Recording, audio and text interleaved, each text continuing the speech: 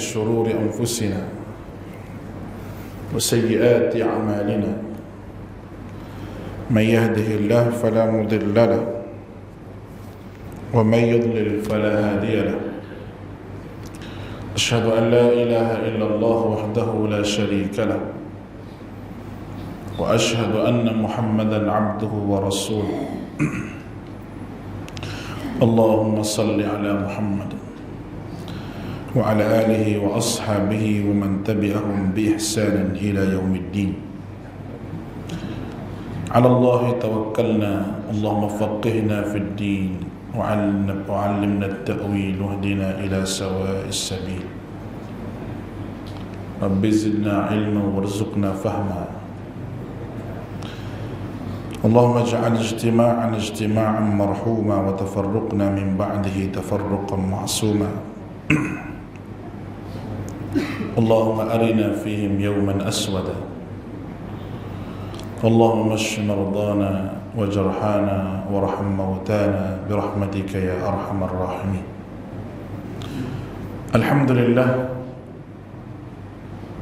bersyukur pada Allah Subhanahu wa taala. Terima kasih diucapkan pada Tuan Imam, pengurusi majlis, muslimin muslimat, hadirin hadirat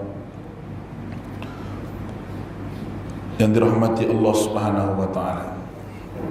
Alhamdulillah, kita bersyukur pada Allah pada malam ini. Allah Subhanahu wa taala beri kita kesempatan, dan malam ini merupakan malam yang akhir siri jelajah ataupun kita panggil duduk di Perlis ni. Agak lama sikit bulan ni.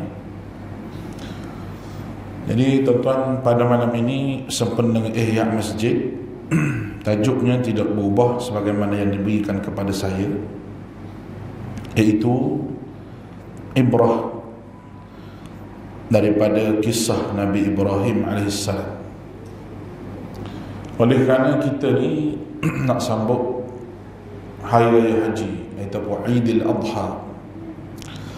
Aidil Adha ini adalah satu perayaan yang kita sebut bukan perayaan, satu ibadah. Ibadah korban, dan juga ada kaitan dengan haji. Dan korban dan haji ini ada kaitannya dengan orang yang berjasa dalam agama ini, iaitu Nabi Ibrahim AS. Jadi siapa Nabi Ibrahim AS ni? Kenapa dia dipilih oleh Allah Subhanahu wa taala dengan begitu hebat sehingga kita sebut selawat kepada Ibrahim, Nabi Ibrahim AS. Kama sallaita ala Ibrahim wa ala ali Ibrahim. Tidak kepada nabi-nabi yang lain. Baik, kita baca satu kajian yang dibuat ataupun tulisan yang dibuat. Yang pertama sekali, Allah Subhanahu wa taala sebut berkenaan dengan Nabi Ibrahim ini beberapa perkara dalam Al-Quran. Dalam surah Ibrahim, walaupun ada nama Ibrahim, walaupun nama surah itu Ibrahim, tetapi cerita Nabi Ibrahim disebut hanya satu muka sahaja. Dalam suratul Baqarah disebut kisah Ibrahim. Dalam surat Al-Qasas disebut kisah Ibrahim. Dan satu lagi surah Maryam disebut dialog Nabi Ibrahim bersama dengan ayah dia. Jadi kisah perjalanan hidup Nabi Ibrahim ni kita boleh nampak daripada satu aspek yang pertama, iaitu dia mendakwah tauhid kepada ayahnya. Dan unsur yang terpenting bagi Nabi Ibrahim untuk beritahu kepada ayah dia, iaitu supaya jangan syirik pada Allah Ta'ala. Pokok yang pertama sekali. Allah Ta'ala adakan step ujian kepada Nabi Allah Ibrahim ini. Ujian yang Allah Subhanahu Wa Ta'ala sebut dalam Al-Quranul Karim kepada Nabi Ibrahim, jika kita lihat, yang pertama ujian kepada diri dia sendiri, perasaan dia. Yang kedua, ujian kasih sayang. Dan ujian yang ketiga, ujian dengan ayah dia, dengan kaum dia, yang kerajaan dia. Yang paling kita boleh tengok rasa perit juga, iaitu ujian apabila Allah Subhanahu wa taala arahkan supaya dia sembelih anaknya yang masih yang dia sayangi, itu Ismail. Allah panggil ujian pengorbanan kasih sayang. Ibrahim alaihissalam, apabila kita tengok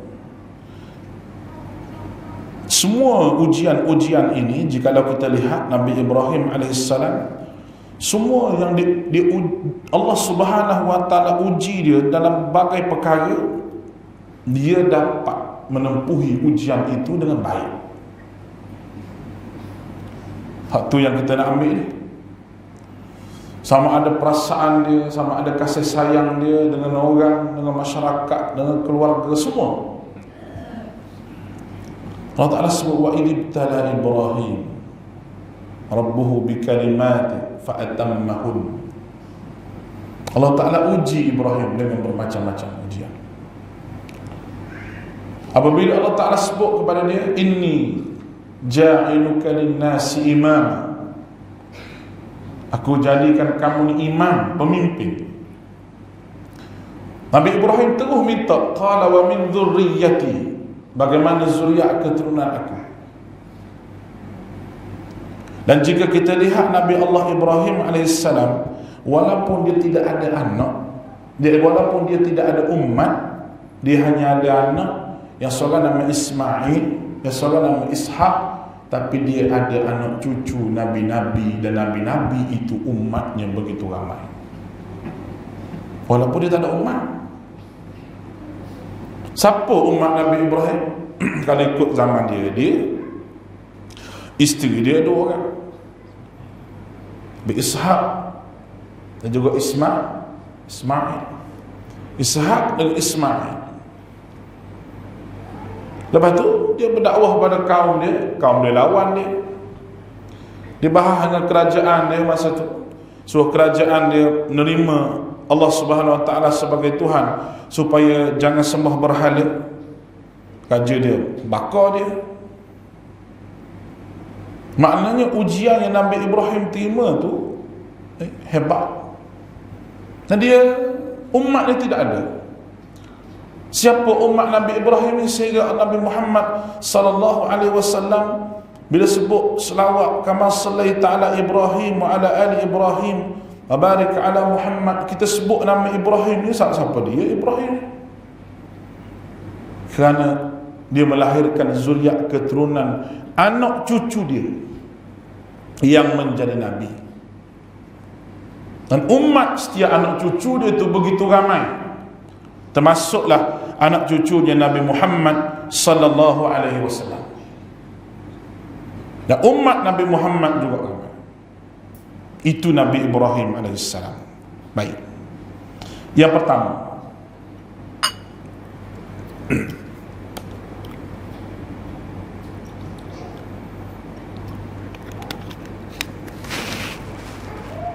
Bismillah.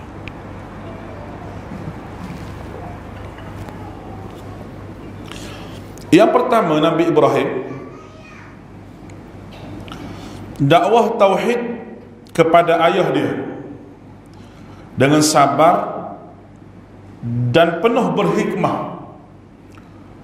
Al-Hafiz Ibnu Kathir rahimahullah berkata, penduduk negeri Harran adalah kaum musyrikin penyembah bintang dan berhala. Seluruh penduduk bumi adalah orang-orang kafir kecuali Ibrahim alaihissalam dan istrinya, dan juga istrinya. Ibrahim terpilih menjadi hamba Allah yang menghapuskan syirik tersebut dan menghilangkan segala kebatilan yang sesat, dalam keadaan semua manusia itu sesat. Lalu Allah Subhanahu wa ta'ala menyuruh dia supaya berdakwah kepada ayah dia sendiri. Ya Allah Ta'ala uji dia tu macam-macam lah. Suruh berkhatan, supaya berkhatan. Dalam riwayat kata Nabi Ibrahim berkhatan umur dia 90 tahun. Tak, padan dengan umur dia 100 tahun. 90 ni boleh jadi muda lagi. Kita kalau 90 baru nak berkhatan, kata hari ni esok mati. Pendarahan tak berhenti dia panggil. Nampak ni, Ibrahim ni boleh jadi dia ni muda lagi 90 ni. Larat lagi 90 tahun lah. Ada orang Perdana Menteri 90 tahun. Hafizahullah, mudah-mudahan Tuhan menjaga. Baik. Yang jadi masalah, Allah Ta'ala uji Ibrahim. Ibrahim ambil dengan patuh dan teguh. Termasuklah Allah Subhanahu Wa Ta'ala beritahu kepada Ibrahim supaya berdakwah pada ayah dia. Ayah dia ni mengikut riwayatnya kata kerja dia buat Tuhan, itu buat berhala. Buat berhala. Jadi macam mana nak besar masalah ni? Allah Subhanahu Wa Ta'ala, kalau kita boleh tengok, Allah Ta'ala sebut di dalam surah Maryam ketika mana Allah Subhanahu Wa Ta'ala menceritakan berkenaan dengan Nabi Ibrahim alaihissalam. Cuba kita tengok firman Allah Subhanahu Wa Ta'ala,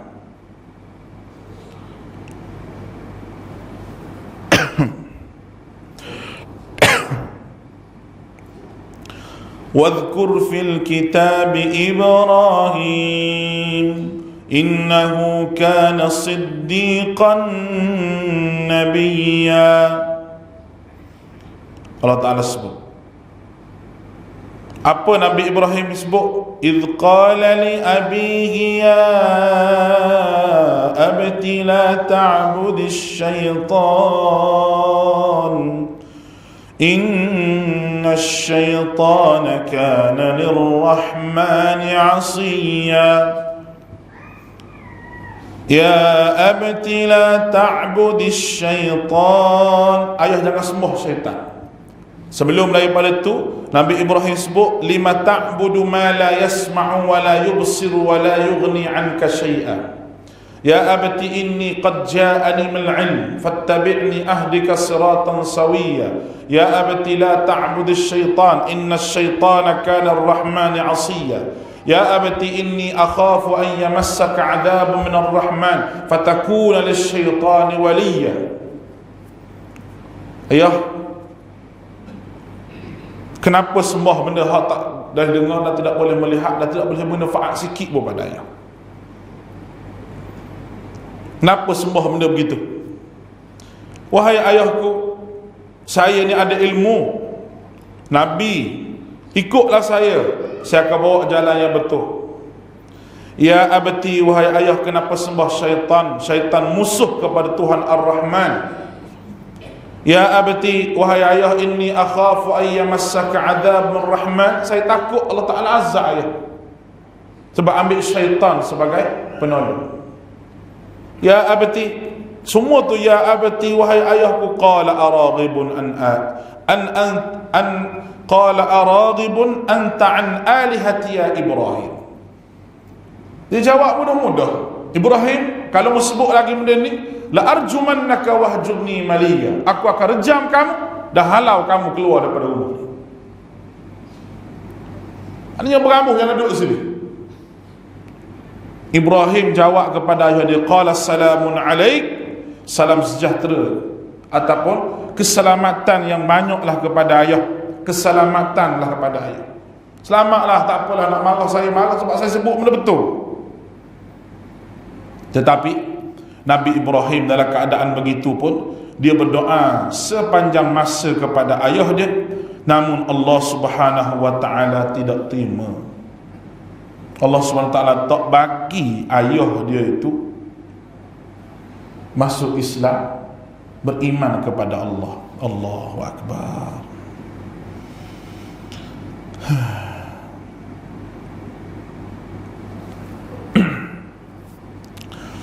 Allah Ta'ala sebut dalam Quran surah At-Taubah ayat 114, وَمَا كَانَ اسْتِغْفَارَ إِبْرَاهِيمَ لِأَبِيهِ إِلَّا عَنْ مَوْعِدَةٍ وَعَدَهَا إِيَّاهُ فَلَمَّا تَبَيَّنَ لَهُ أَنَّهُ عَدُوٌّ لِلَّهِ تَبَرَّأَ مِنْهُ إِنَّ إِبْرَاهِيمَ لِأَوَّاهٌ حَلِيمٌ لَأَوَّاهٌ حَلِيمٌ. Surah At-Taubah. Apa kata Allah? Dan permintaan ampun dari Ibrahim kepada Allah untuk ayahnya tidak lain hanyalah kerana satu janji yang telah diikrarkan kepada ayahnya. Maka tak kala jelas bagi Ibrahim bahawa ayahnya musuh kepada Allah Ta'ala, maka Ibrahim berlepas diri daripadanya. Sesungguhnya Ibrahim orang yang sangat lembut hatinya serta baik akhlaknya. Ini pujian kepada Ibrahim. Allah Ta'ala puji Ibrahim ni. Kenapa? Kerana dia nak ayah dia masuk Islam, tapi Tuhan tak terima. Apa Tuhan nak bagi tahu sini? Allah Ta'ala nak bagi tahu bahawa hidayah ni milik mutlak Allah Ta'ala. Nak buka pintu hati manusia ni milik Allah. Ayah dia ni, adakah tidak dia beri hidayah? Ada hidayah. Anak dia beri tahu. Tetapi ayah dia ni menolak hidayah Allah. Orang yang tolak hidayah Allah ni memang Tuhan tak bagi dia hidayah. Silap hari bulan Tuhan tutup pintu hati dia. Tuhan tutup pintu hati. Anaknya sendiri beritahu, bukan orang lain. Yang dia pelihara anak dia daripada kecil. Anak kita pelihara daripada kecil ni seorang-seorang kita tahu perangai. Betul tak? Hak ni perangai macam mana, hak ni jenis macam mana, kita tahu seorang-seorang. Kita tahu dia. Sebab apa? Sebab dia duduk kita. Takkan ayah Nabi Ibrahim tak tahu Ibrahim ni macam mana? Dan Allah Ta'ala sebut bahawa Ibrahim ini seorang yang penyantun dia ini, seorang yang lemah lembut, seorang yang bijaksana. Ibrahim ni anak dia ni orang yang hebat, bukan main-main. Tapi dia tak berterima. La hawla wa la quwwata illa billah. Apa Nabi Ibrahim nak buat? Nangis nak? Nangis. Doa Nabi Ibrahim kepada ayah dia tak putus. Karena surah Ibrahim, Rabbana ighfirli wa liwalidayya wa lil mu'minina yawma yaqumul hisab. Rabbana ighfirli, ampun dosaku, wa liwalidayya, dan kedua ibu bapa aku, wa lil mu'minina yawma yaqumul hisab, dan orang mukmin sampai hari kiamat. Kita semua ni termasuk doa Nabi Ibrahim ni. Nabi Ibrahim berdoa tapi Allah Ta'ala tak bagi, kerana ayah kamu ni adalah orang yang menolak peringatan aku setelah diberi peringatan. Jaga-jaga pok kita ni.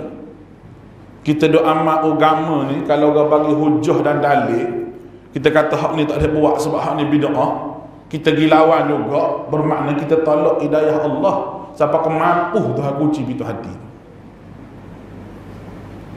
Boleh faham tu? Mampu-mampu orang Kelantan biasa lah. Tak maaf orang bulu ni mungkin dengar kasar sikit, tapi perkataan tu hak kita nak guna ni supaya reti sikit. Bila kita kata hak ni tak boleh buat ni, bukan Nabi, bukan ajaran Nabi begini ni. Apa salah? Salah di mana cuba sebut? Ni baca Quran juga ni. Ni zikir juga ni. Salah di mana? Kita kata setiap ibadah tu Nabi tunjuk pada kita.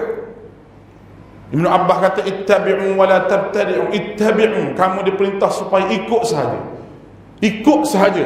Jangan kamu buat benda-benda baru. Apa tak cukup ke Nabi hubungan dengan Allah Ta'ala? Nak buat ibadah satu perkara sampai kena buat mari ibadah yang lain. Yang klaim benda tu agama menggunakan dalil dengan tidak betul. Tak cukup kalau Nabi ajar. Bila berhujah, bila kita bagi hujah begini, dia kata apa? Dia kata, ikut saya nak buat. Jenis ayah Ibrahim ni. Jaga bila Tuhan tutup pintu hati, tuan-tuan. Tak nampak kebenaran. Bila Tuhan tutup, bila Tuhan hati ni tak nampak kebenaran, nak mati lagi tu. Na'udzubillah. Dia lain dengan orang fikir kebenaran, dia fikir. Dan Allah Ta'ala ni dia hebat. Dalam manusia duk tolak kebenaran tu, saya yakin orang yang tolak benda ni ada masa dia duduk seorang, dia fikir. Tapi jiwa dia tak kuat nak lawan syaitan dalam hati dia. Yakin. Sebab apa? Kalau kita tengok sahabat Nabi Al-Amr bin Al-As, orang yang nak bunuh Nabi, lawan Nabi, orang yang lawan Nabi, nak bunuh Nabi SAW. Kata Al-Amr bin Al-As, semasa aku masuk Islam, akulah orang yang paling malu nak menghadap muka dengan Nabi. Sebab Nabi SAW dulu aku nak bunuh dia, tapi bila aku masuk Islam, dialah sambut aku paling meriah ketika mana hari aku masuk Islam. Nabi. Sebab apa dia kata aku masuk Islam? Sebab aku fikir. Dia lawan Nabi biasanya, tapi dia balik rumah dia fikir. Dia kata, hey, Muhammad ni kalau betul, kalau dia tak betul, kalau dia ni betul, kan Muhammad ni kalau tak betul, Muhammad ni macam mana seorang orang boleh ikut dia? Orang dengar je cakap dia, ikut. Dengar cakap dia, ikut. Nak kata sihir, Muhammad belajar sihir di mana? Baca menulis pun tak pandai. Membaca dan menulis Nabi tidak pandai, ini bukan kehinaan kepada Nabi, tapi kemuliaan kepada Nabi. Kena faham? Kalau kita tak pandai membaca, tak pandai menulis, kita tak boleh buat kerja apa. Tapi Allah Ta'ala nak beri satu benda yang Nabi boleh baca, dan Nabi boleh keluar melalui kalam dia. Walaupun Nabi bukan seorang yang study macam orang lain, Al-Quran yang paling hebat. Kalau Nabi ni pandai, dia punya bahasa dia pandai baca, pandai menulis, mungkin orang kata Nabi reka. Nak kata reka macam mana Muhammad baca pun tak pandai, menulis pun tak pandai. Boleh faham tak? Itu kita kena faham. Bukan bermakna hinanya Nabi. Benda ni ada disyarah oleh Syekh Waliullah, seorang ulama. Bukan kehinaan bagi Nabi, tidak. Amr bin Al-As kata, aku fikir tak boleh jadi. Dia kata, tak boleh jadi. Betul Muhammad ni kata. Masuk Islam. Masuk Islam. Tuan-tuan bayanglah, orang yang fikir bersama dengan hidayah Allah, masuklah hati dia, pop, terima Islam. Tapi kalau dia fikir satu benda, orang buat mari dalil pada dia, dia tak tahu, dia kata, tak salah syaitan duduk dalam hati dia. Syaitan kata betul, hak mu buat tu betul, salah apa kita mazhab Syafi'i mana nak tahu. Klaim Syafi'i, buat ibadah sikit mazhab Syafi'i, hak ni sikit mazhab Syafi'i. Heran sungguh buat kita.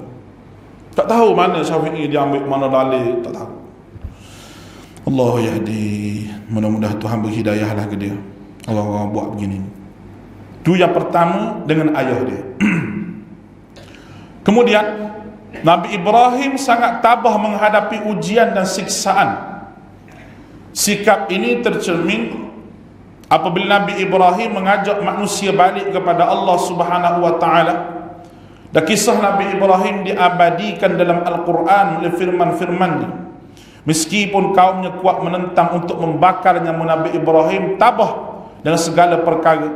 Boleh lihatlah surah As-Saffat ayat 95 98, Al-Ankabut ayat 22 dan 25, Al-Anbiya ayat 68 hingga 69. At-Tabari membawa riwayat dengan sanadnya sampai kepada As-Suddi rahimahullah.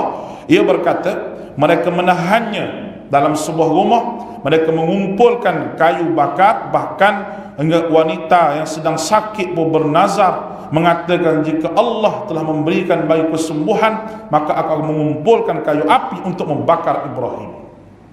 Bernazar tu, bernazar untuk bakar Ibrahim. Allahu Akbar. Kenapa? Kenapa yang marah sangat Ibrahim ni? Kerana kalah, hujah kalah, tak boleh nak lawan lah. Bila Nabi Ibrahim runtuhkan semua berhala-berhala dia, ambil kapok yang besar ni, sangkut pada berhala yang paling besar, Hijau siapa ni? Ibrahim kata, tanya hak besar tu lah kapok duk tangan dia. Kan sedap ke tak? Mungkin hak besar ni dengki hak kecil-kecil ni. Tanya dia. Dia kata apa Nabi Ibrahim? Dia kata, mu nak main-main dengan aku Ibrahim? Tak boleh hujah. Maka sama tak kata mas sekarang? Sama. Bila kalah hujah, kita kata ni sunnah, ni bid'ah, Wahabi.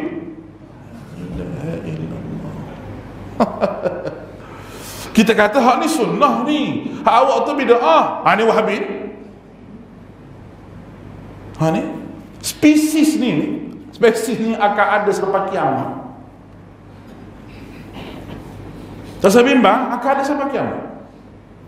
Tak boleh jawab, tuduh. Tak boleh jawab, tuduh. Dan tuduhan itu sama ada nak matikan dia punya karier dia, sama ada tak mau bagi dia mengajar ke, sama apa, tuduh tanpa usul periksa. Tuduh tu setelah dia bagi hujah. Apa hujah awak? Gini. Tiba-tiba mati akal. Bila berhujah mati akal, kita bakar. Senang, mati ni senyap. Dia kira gitu. Nak panggil, nak cakap, tak cakap. Jadi kalau manusia hidup dalam begini, tuan-tuan, kalau berdepan orang begini, kalau tuan-tuan ingat kisah Nabi Ibrahim ni, kita rasa tak pelik manusia ni, ada dah manusia begini dulu. Bakar Nabi Ibrahim. Sikap Nabi Ibrahim ni, dia tabah, dia yakin pada Allah, membuatkan Allah Subhanahu Wa Taala selamatkan dia sebab keyakinan dia pada Allah. Memang manusia yakin kepada Allah ni, Allah Ta'ala bagi dia keistimewaan, iaitu Allah Ta'ala mudahkan urusan dia sebab keyakinan dia kepada Allah Ta'ala. Jangan main-main. Keyakinan seorang mukmin kepada Allah menjadi sebab untuk Allah Ta'ala terima doa kita bila kita yakin. Masalah apabila kita minta ke Allah dalam keadaan tidak yakin, itu masalah besar. Dok minta ke Allah pun main-main, lepas tu tak yakin, macam mana Tuhan nak bagi? Yakinkan hati kita dengan Allah, bahawa firman Allah, wa qala rabbukum ud'uni astajib lakum. Tuhan kata, minta dengan aku bagi pada kamu. Minta dah dengan Allah. Bagi macam mana ustaz, tak bagi lagi ni, dia kata. Tak minta lama lah, daripada muda sampai ketua 50, minta apa? Nak kahwin seorang lagi? Minta tu. Minta tu kena minta dengan hak nu belakang tu. Nampak ni? Allahu Akbar.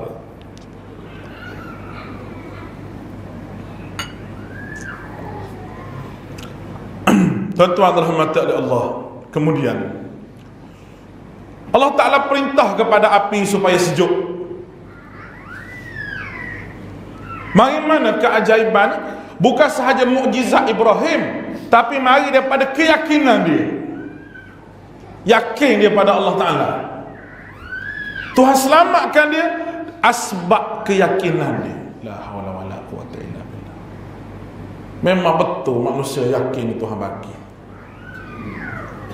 Syarat satu benda dia, jangan ada sikit pun bisikan syaitan.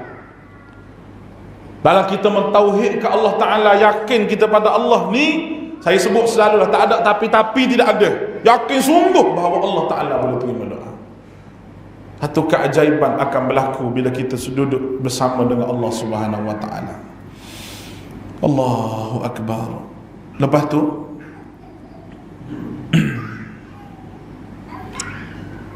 hasil daripada dia yakin ni, pada saat Nabi Ibrahim letakkan di hujung, diikat kaki tangan ke belakang, kaumnya melemparkan Ibrahim dalam api tanpa seorang benang pun pada pakaian, pada tubuhnya. Dia kata, qalu hasbunallah, cukuplah Allah sebagai sebaik-baik penolong aku. Hasbunallah wa ni'mal wakil. Ni orang ditimpa musibah ni selalulah bersama dengan Allah Ta'ala dengan ungkapan yang begini.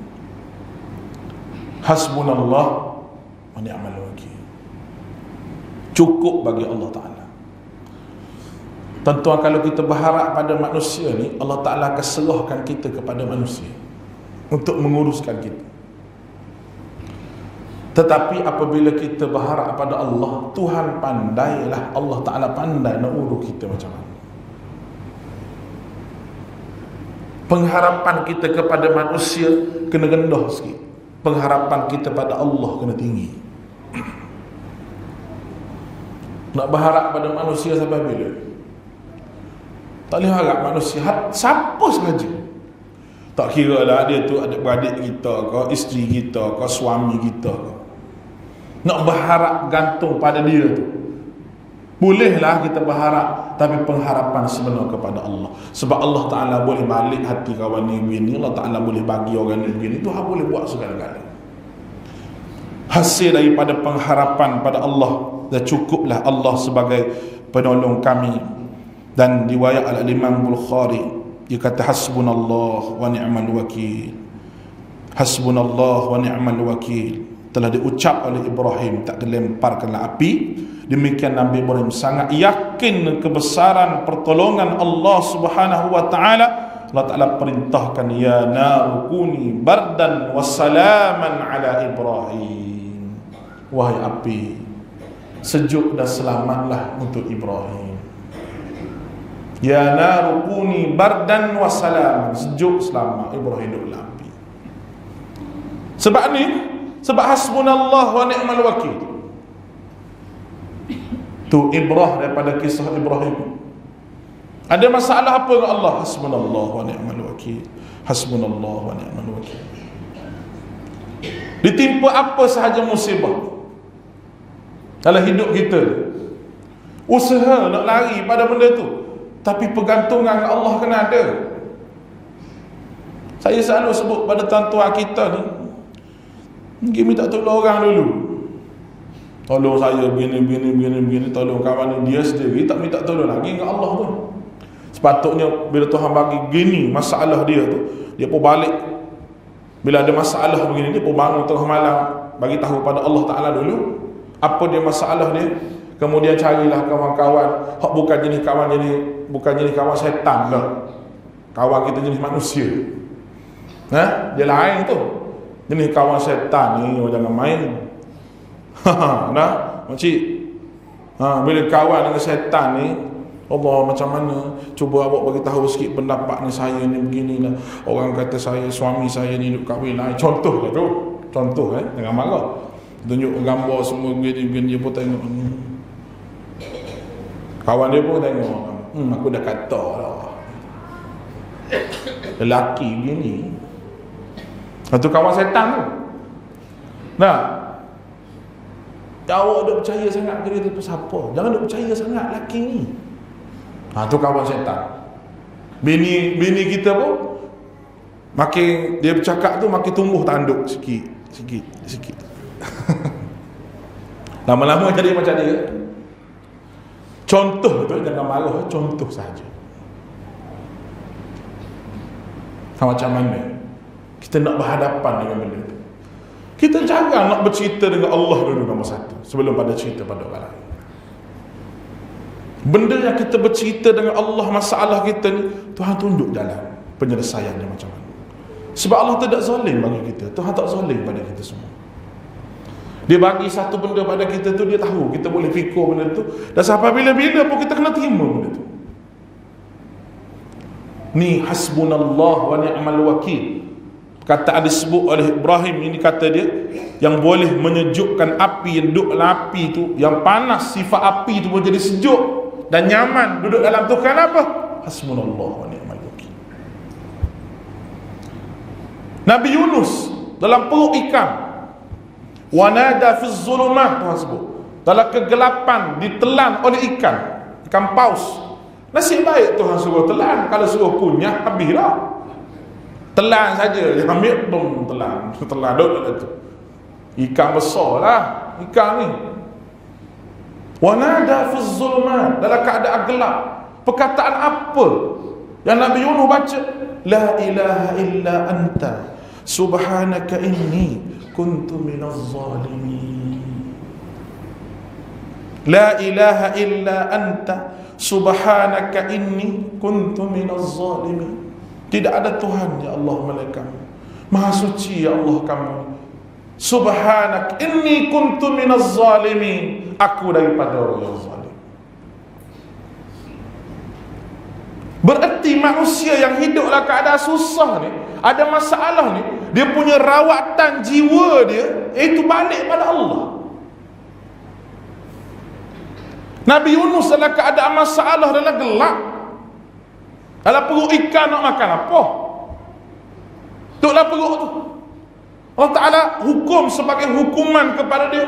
Sebenarnya Allah Ta'ala adakah cerita ni nak beritahu kepada kita, apabila kamu rasa buntu fikiran, tak boleh nak buat apa dah, kamu rasa gesah, gelisah dengan dosa yang kamu buat, dengan apa kesalahan yang kamu buat pada Allah, ada jalan untuk keluar daripada ini. Jalannya la ilaha illa anta, kamu kembali mentauhidkan Allah. Subhanak, kamu memuji hanya pada Allah. Inni kuntu minaz zalimin, kamu hanya mengaku aku buat dosa ya Allah, kamu Tuhan yang boleh ampun dosa. Ini benda dia. Allahu Akbar. Manusia tak nampak jalan penyelesaian masalah kepada tu, kepada benda tu manusia tak nampak. Sebab apa? Sebab tak rasa nikmat boleh bercakap dengan Allah. Allah nikmat tak ada bercakap dengan Allah. Macam saya kata subuh tadi, nikmat tak ada. Semayang pun tak ada nikmat, baca Quran pun tak ada nikmat, sebut istighfar pun tak ada nikmat, sebut subhanaka inni kuntu minaz zalimin, tak ada nikmat apa. Hak nikmatnya tak ke darah di sini kandak tersembur tu nikmat lah.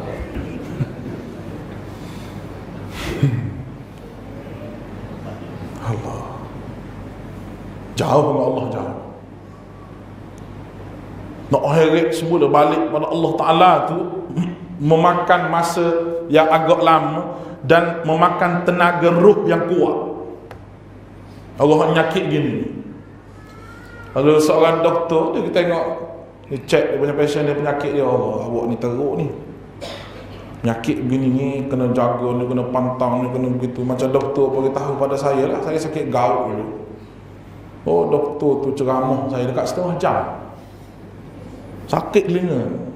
Tak apalah dia doktor, dia kata ustaz ni makan kena jaga, makan seafood tak boleh makan, kacang tak boleh makan apa. Saya duduk dengar dia tu kuruh lah aku, kata dah apa dah kuruh lah kali ni, tu tak boleh makan, anak tak boleh makan. Dia pun berjalan lagi ambil jarum nak cucuk saya, dia pun berjalan gitu. Kata kena kaki doktor, saya pun gaut juga. Kata,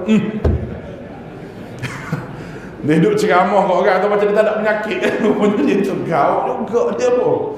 Boleh masuk persatuan sungguh, dia kata.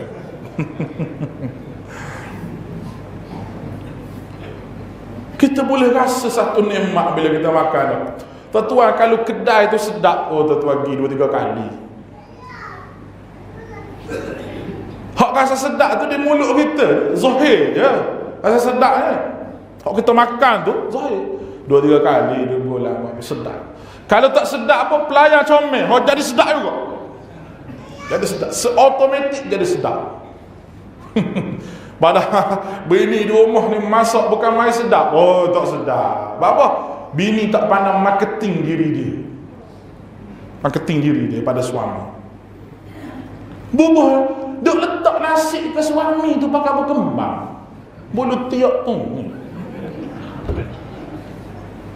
Suami tengok bu. Allah. Dah. Nak buat macam mana makcik? Tak pandai. Duk rumah make up lah duduk rumah tu. Ni ambil pensel 2B ke apa letak gitu. Pipi-pipi ni biar merah-merah sikit. Mulut-mulut ni merah, maskara tuk tuk tuk tuk tuk bulu mata tu gitu.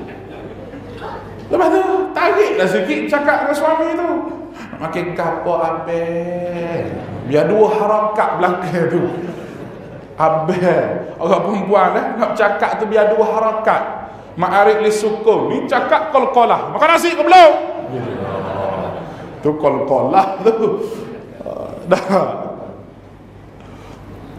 Allah, tu saya sebut dunia je tu. Ni masalah kita dengan Allah ni, masalah kita nak bawa ke negeri akhirat.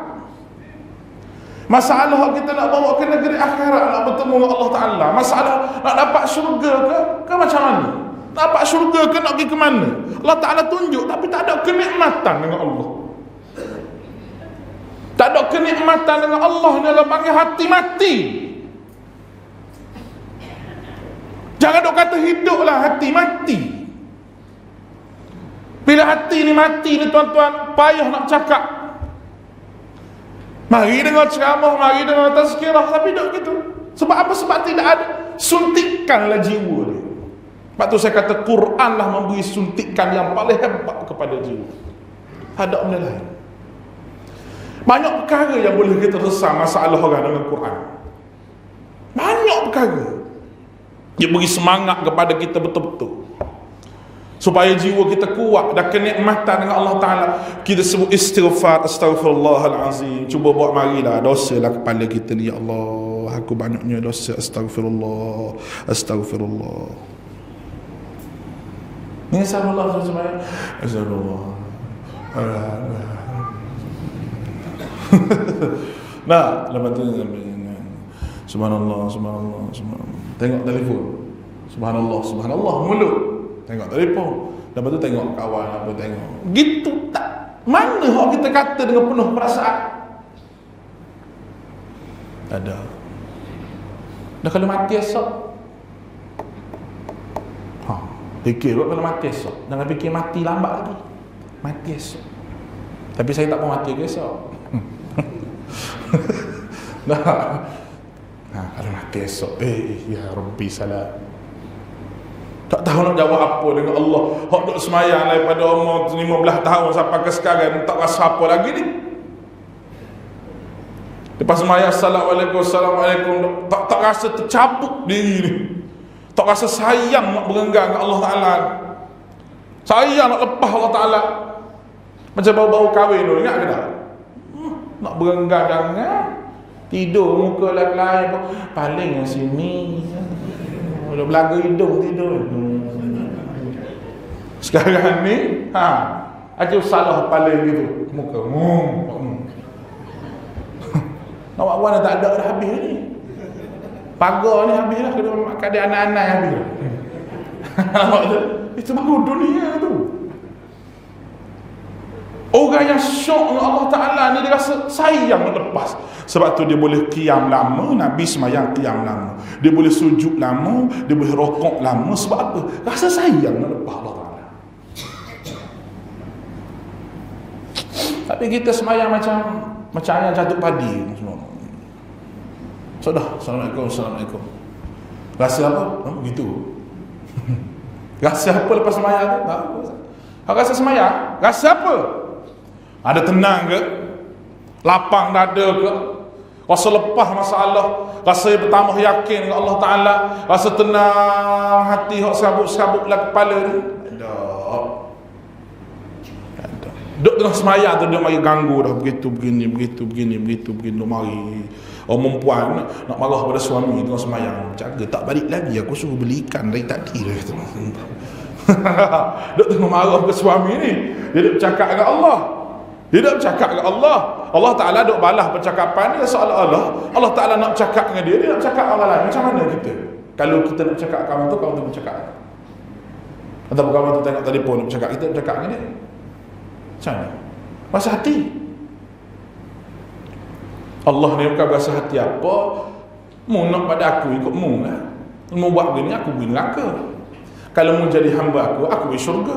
Kalau semua manusia ni pakat derhaka pada Allah, semua sekali pakat derhaka pada Allah Ta'ala, tetap jadi Tuhan, naik pangkat pun tidak, turun pangkat pun tidak. Siapa yang perlu pada Tuhan? Kita yang perlu pada Allah.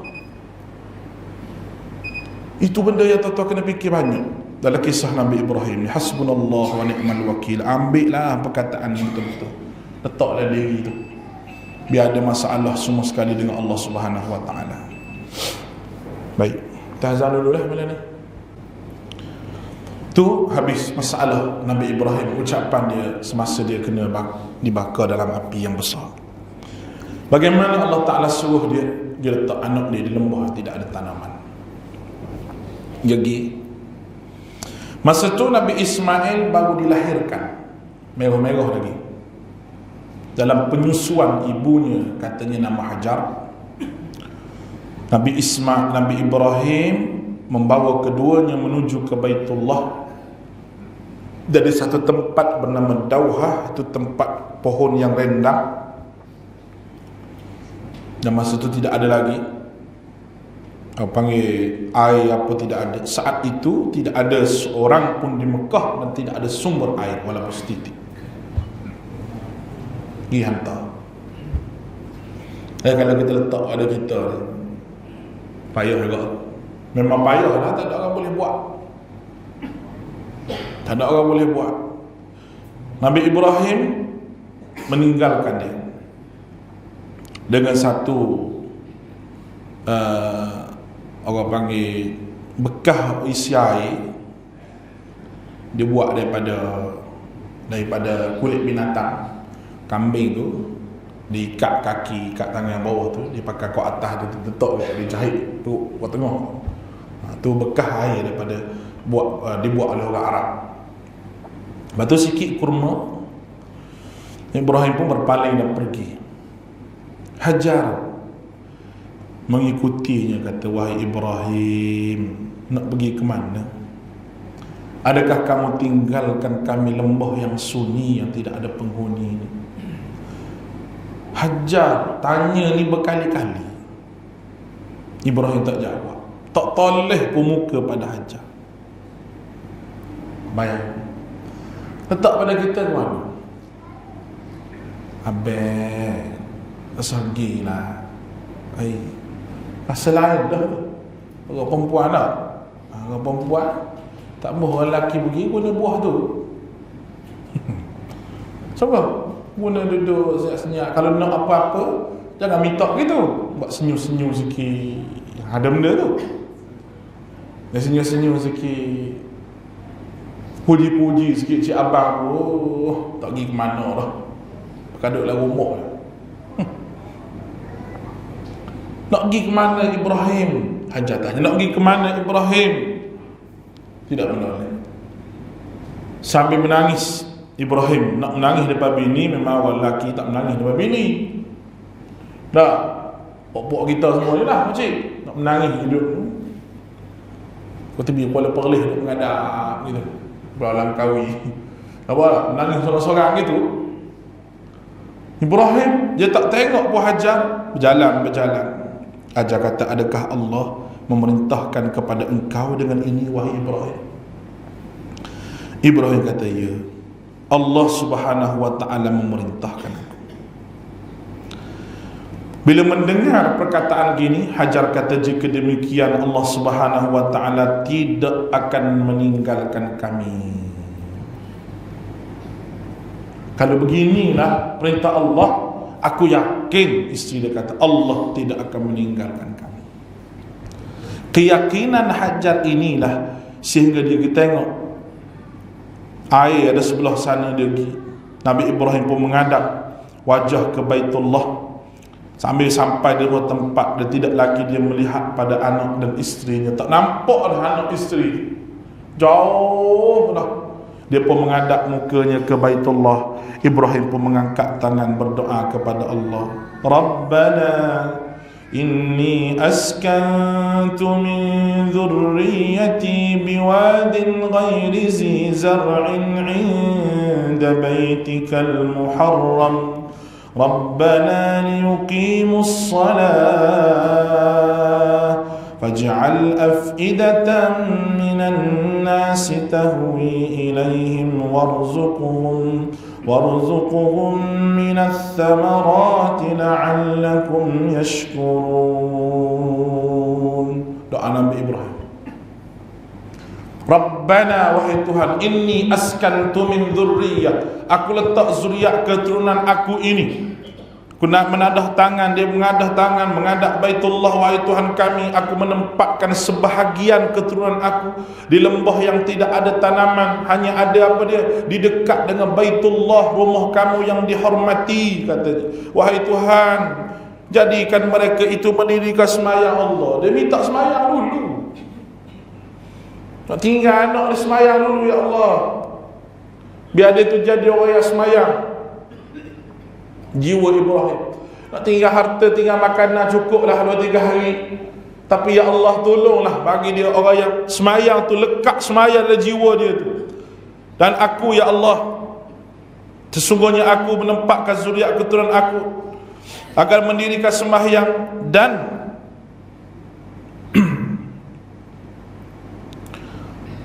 jadikanlah hati sebahagian manusia cenderung kepada mereka, dan beri rezeki kepada mereka daripada buah-buahan.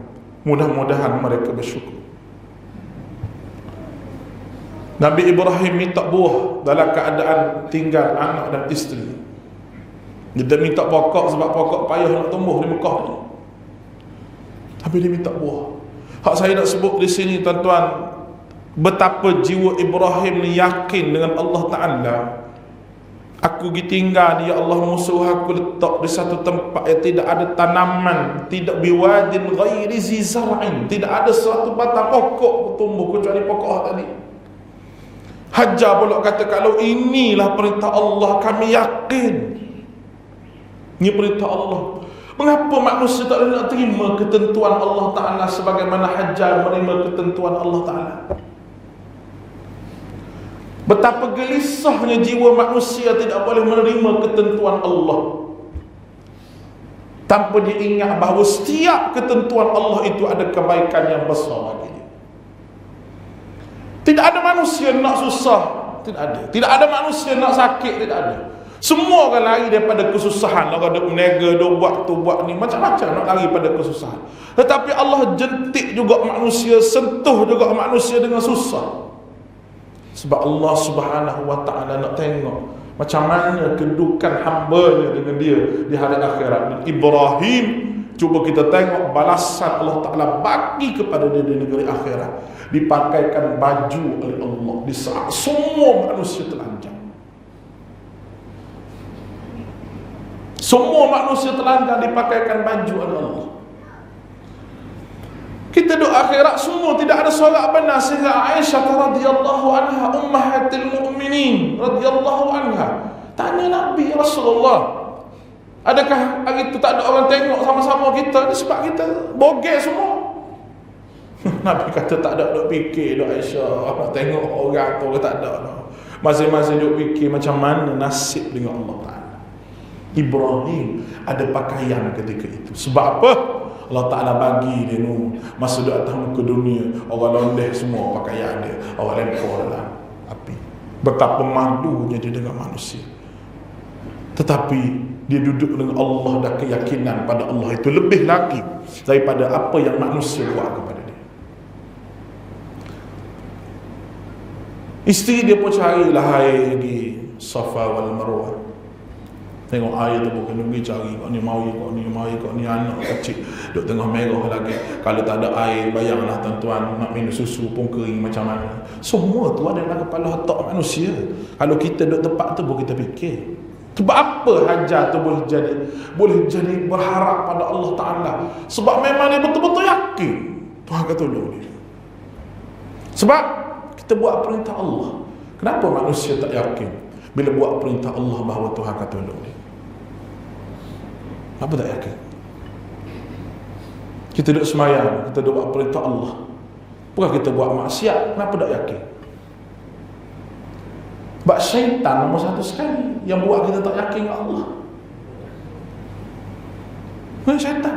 Dan kita tak ada amalan untuk alih syaitan daripada tubuh kita. Syaitan duduk bersarang dalam tubuh kita ni, tu salah besar.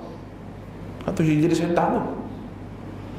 Syaitan duk mari pun ni, duk heret. Sekali hilang keyakinan dengan Allah.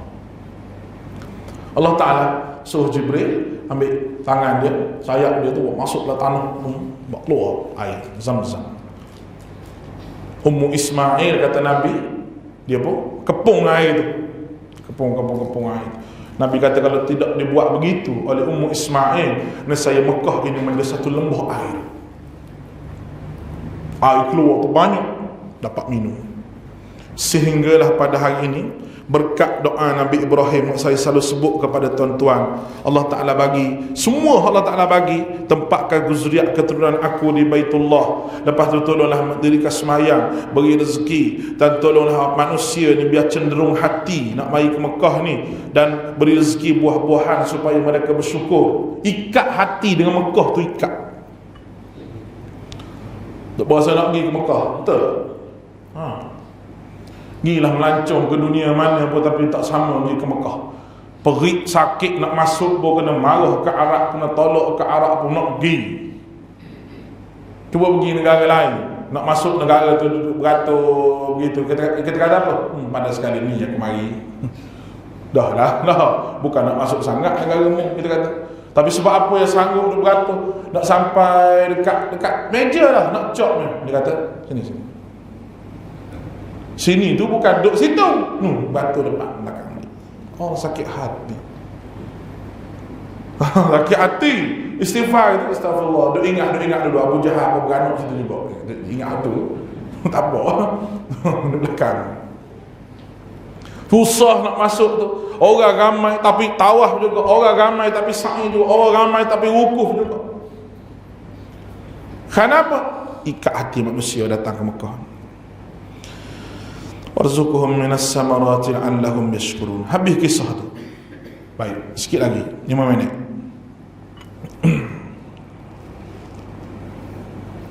Kemudian kisah penyembelihan Ismail.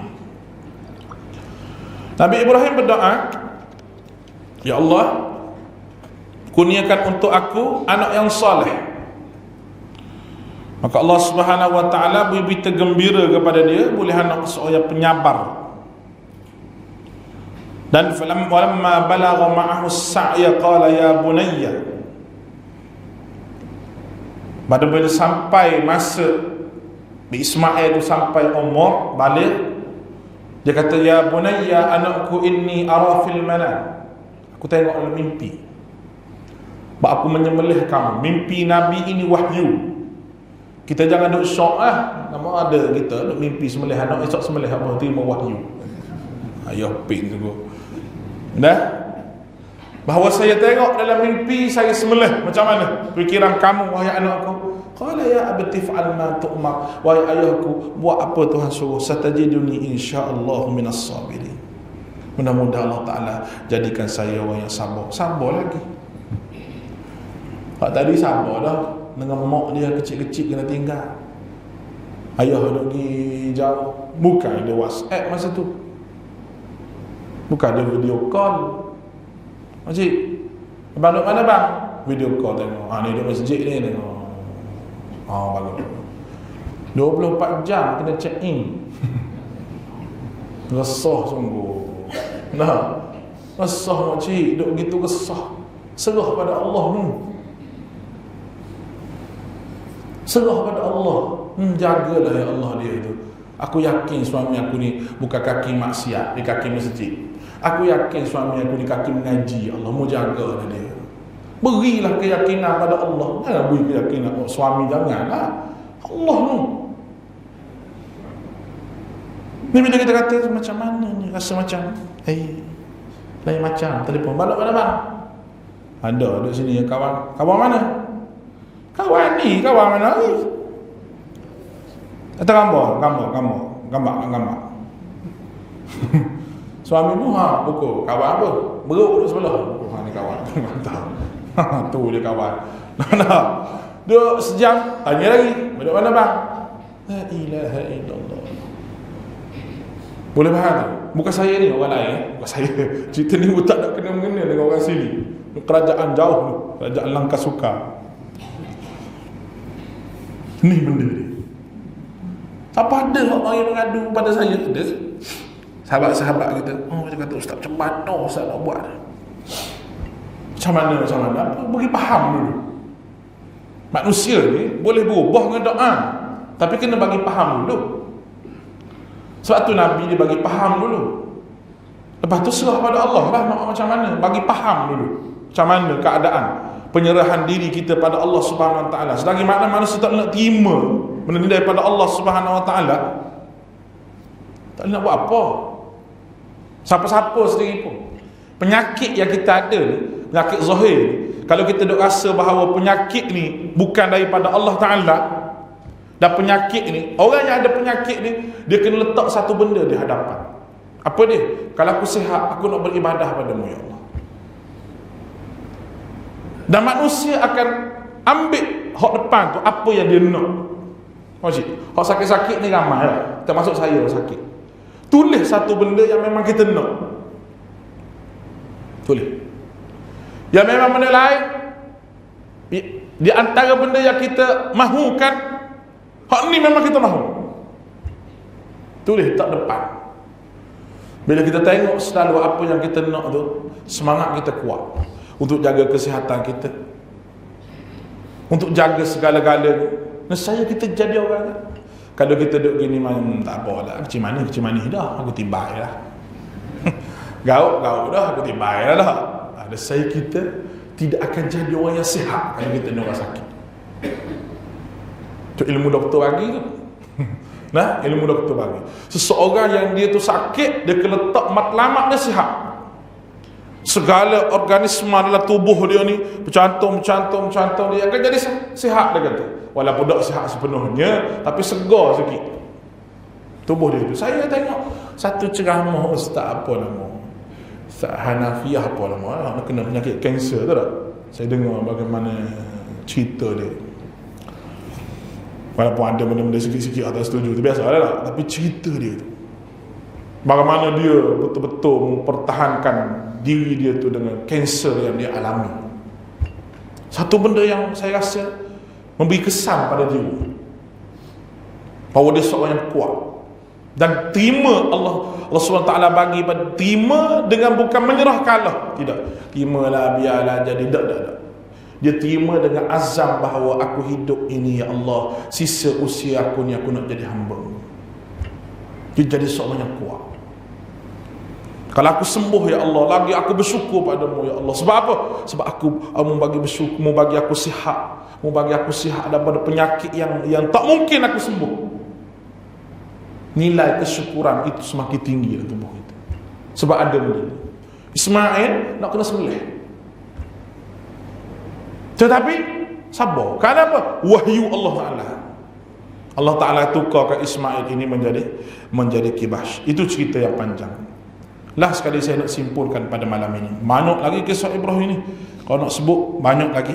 Cuma bila dialah orang yang membina Kaabah, dan Allah Ta'ala seru manusia, wa id bawwa'na bi Ibrahim, apabila Allah Ta'ala suruh dia, wa id bawwa'na bi Ibrahim makal bait, buat baitullah sama dengan anak dia, wa tahhir baiti, dan sucikalah rumah aku ini dengan taifina, tawaf, akifina, i'tikaf, dan semayang, ruka'is sujud. Benda tu banyak kita kena pergi Mekah ni, tawaf, i'tikaf, dan semayang. Bukan pergi Mekah banyak buat umrah. Hari ni umrah kali pertama, hari ni umrah kali kedua, hari ni umrah kali ketiga. Siapa dia ajar tak tahu? Travel pula sakan duk camping. Bersama kami umrah 5 kali. Aduh, umrah 3 kali. Ustaz, umrah berapa kali? Saya kata, saya masuk sekali umrah. Tak mau pergi Ustaz, sekali tak padang. Kita bayar 7,000 umrah sekali. Mu duk fikir tak padang guna pala otakmu, bukan mu fikir guna dalil. Kalau nak kira pahala Allah Ta'ala bagi kepada kamu ni, tak padang ke 7,000 tu, tak padang ke 8,000 tu, tak padang ke 10,000 tu.